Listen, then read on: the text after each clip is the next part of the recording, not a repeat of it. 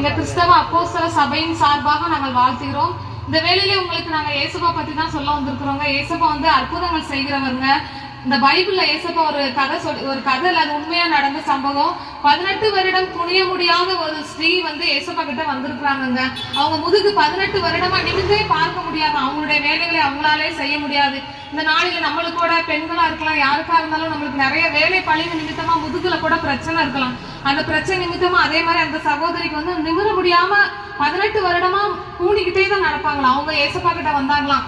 ஏசப்பா எனக்கு சுகம் தாங்கன்னு சொன்னாங்களாம். ஏசப்பா வந்து அந்த சகோதரிக்கு மனம் இறங்கி அவர் தம்முடைய கரங்களை நீட்டி அவங்க என்ன பண்ணாங்களாம், சுகம் கொடுத்தாங்களாம். அதே போல இந்த தெருவுல வசிக்கிற நீங்க ஒவ்வொருவரும் உங்களுக்குள்ள இருக்கிற நிமிர முடியாத காரியங்கள் எதுவா இருந்தாலும் ஏசப்பா கிட்ட சொன்னா ஏசப்பா உங்களுடைய காரியங்களை நிமிர செய்ய வல்லவரா இருக்கிறார்.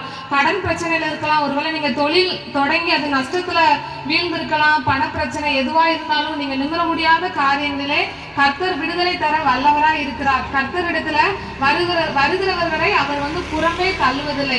எல்லாரையும் ஒருபோல நேசிக்கிற கர்த்தர் ஆண்டவர் தான்.